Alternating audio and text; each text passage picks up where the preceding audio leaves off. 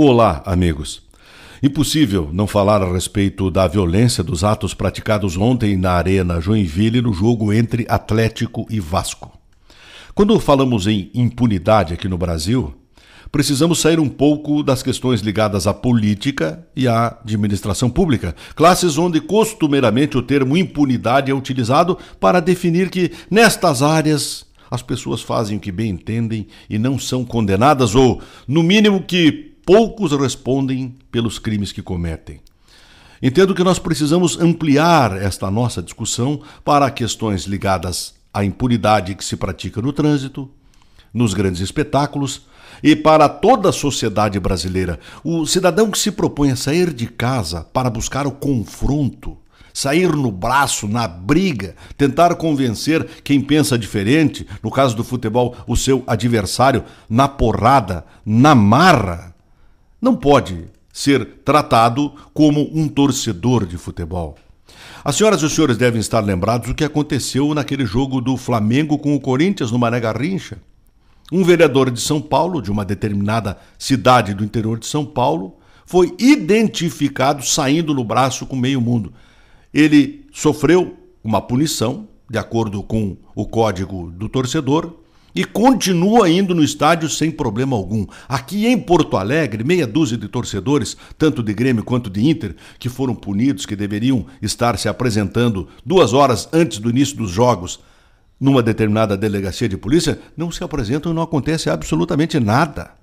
A impunidade se instala a partir do descumprimento da lei, a partir da ausência da fiscalização das punições que foram imputadas àqueles que promoveram violência nos estádios. Então, de uma vez por todas, temos que repensar esta questão da impunidade. É certo que hoje, no Congresso Nacional, até nas Assembleias Legislativas ou em câmaras de vereadores, teremos manifestações calorosas de que aquilo que aconteceu ontem foi uma violência, que foi uma batalha campal, que não é possível conviver com casos dessa espécie e que alguém tem que fazer alguma coisa. Pois este fazer alguma coisa já foi feito. Falta, evidentemente, fiscalizar e cumprir aquilo que está dentro da legislação. Os culpados precisam ser punidos. A impunidade só toma corpo, ela só se agiganta a partir do descumprimento da legislação. Vou lhes dar um exemplo claro de como uma parte da sociedade brasileira percebe aquilo que chamam de bom senso com relação ao desrespeito à legislação.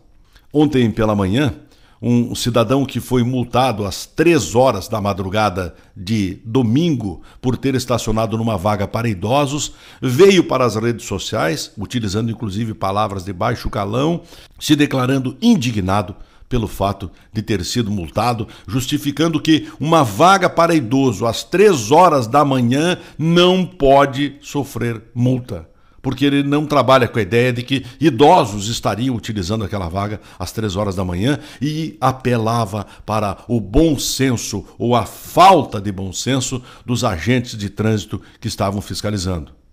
Este é o jeitinho brasileiro. Não se trata de ser radical. A lei existe para ser cumprida. Falta de bom senso é quem não respeita a lei querendo contar com o bom senso da autoridade que está investida no poder de fiscalizar e de multar. A impunidade é cultural.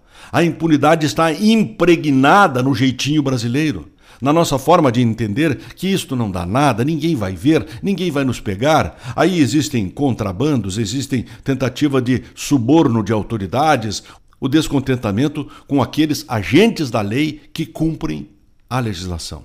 Insisto sempre que bom senso é o cumprimento à lei. Bom senso é respeito à liberdade do meu semelhante. A minha liberdade acaba onde começa a dos outros.